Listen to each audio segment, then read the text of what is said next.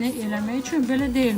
Məsəl üçün xanımlar hamı bu saat popa düşkünüdür. Yəni mən ancaq istəyirəm ki, yan əzələm böyüsün, artsın.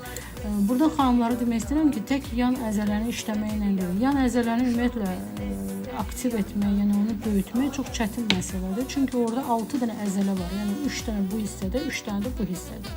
Yəni bunları ümumiyyətlə aktivləşdirmək çox çətin məsələdir. Yəni belə deyil.